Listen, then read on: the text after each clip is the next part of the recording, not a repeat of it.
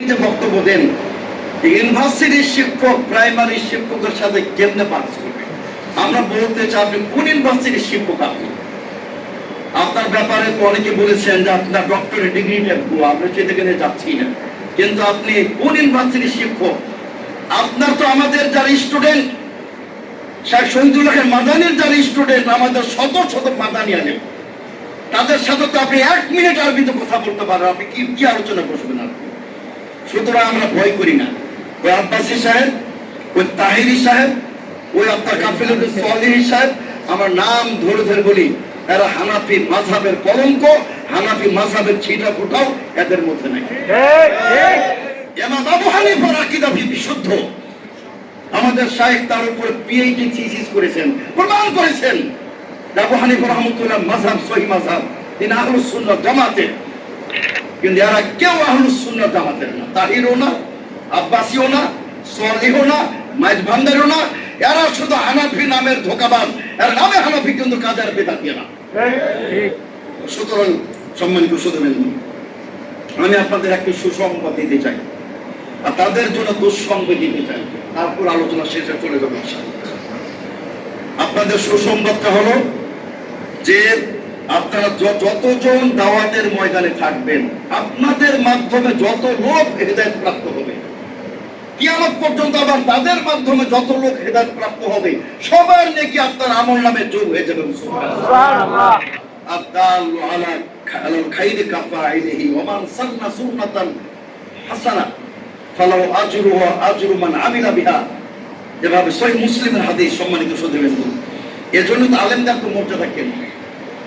এক আলেমের মাধ্যমে 100 লোক যদি হেদায়েত প্রাপ্ত হয়, ওই 100 লোকের মাধ্যমে আরো 100 লোক হেদায়েত প্রাপ্ত হয়, এভাবে লক্ষ ব্যক্তি যদি হেদায়েত প্রাপ্ত হয়, ওই লক্ষ ব্যক্তির নেকি একজন আলেম তার বাসায় শুয়ে শুয়ে পেয়ে যাবেন। সুবহানাল্লাহ। আর রাসূলের মর্যাদা এত বেশি কেন? কিয়ামত পর্যন্ত তার শত শত বিলিয়ন বিলিয়ন কোটি উম্মত যত ইবাদত করবে, সকলের ইবাদতের সবার সমান নেকি পেয়ে যাবে আমাদের প্রিয় নবী মুহাম্মদ রাসূলুল্লাহ সাল্লাল্লাহু আলাইহি ওয়াসাল্লাম।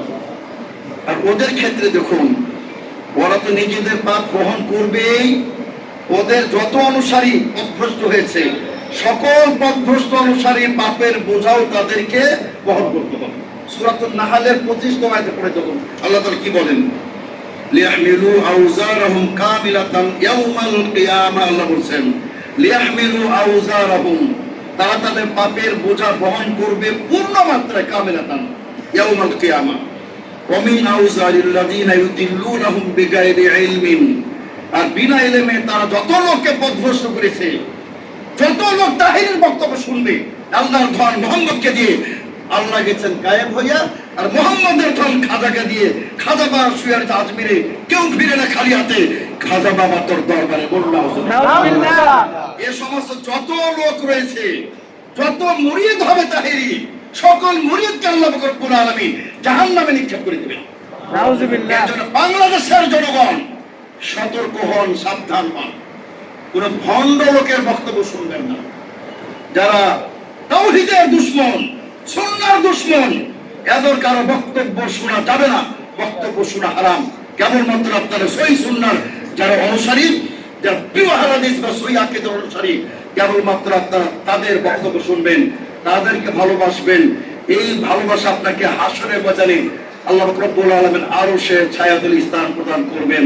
অন্যথা আপনার হাসর হবে ওই হামান, আপনার কারুন, ফেরাউন, আবু জাহল, উতবা, সাইবা, রাবিয়ার সাথে হাসর হবে। তার কারণ এরা কেউ তাওহীদবাদী না। সম্মানিত সুধীবৃন্দ, ওরা করে কবর পূজা, আবার আমরা যখন তাদেরকে কবর পূজক বলি, তখন আমাদেরকে গালি দেয়। যারা আমাদের কবর পূজক বলবে তারা জারুর সন্তানের বা বক্তব্য দেয়।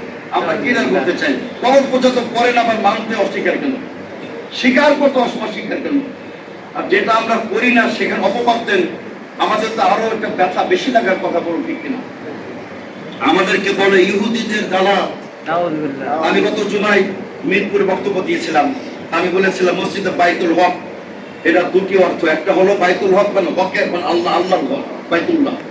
আর একটি হলো এটা হকের উপরে প্রতিষ্ঠিত। কিন্তু বড় ব্যথা লাগে, সমগ্র মিরপুরে আপনি 11 নম্বর, 12.5 নম্বরে যান, তারা বলে যে এটা কেউ বলে কাদিয়ানীদের মসজিদ, কেউ বলে শিয়াদের মসজিদ।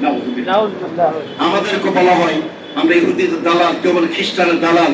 ওই আরেক বক্তা কুষ্টিয়ার অনেকদিন জেলে ছিল, বেচারা বের হয়েছে, আমরা মানবিক দৃষ্টিকোণ থেকে তার মুক্তি চাইতে পারি, কিন্তু ওগুলা লোক জেলখানা থাকলে ভালো, জনগণ পথভ্রষ্ট না হয়।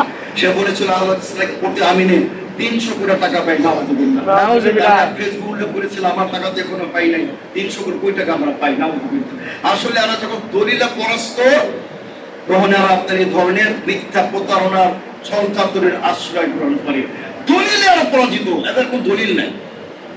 আল্লাহর দলিল অখণ্ডনীয়, অকাট্য, ওয়ালিল্লাহিল হুজ্জাতুল বালিগা। আমাদের আহলে হাদিসের প্রত্যেকটা দলিল অখণ্ডনীয়, কিতাব ও সুন্নাহ দ্বারা প্রমাণিত, বুখারী মুসলিমের হাদিস দ্বারা প্রমাণিত। আমাদের মূল আমল কি? বিশুদ্ধ আমরা চ্যালেঞ্জ ছুড়ে দিলাম, বল ঠিক কিনা? আমাদের কোন আমলটি সঠিক নাই। আমার ভালোভাবে মনে আছে, আমরা কিছুক্ষণ আগে সেক্রেটারির সাথে কথা বলছিলাম আল্লামা ইহসান জহিরের বাংলাদেশ আগমন নিয়ে।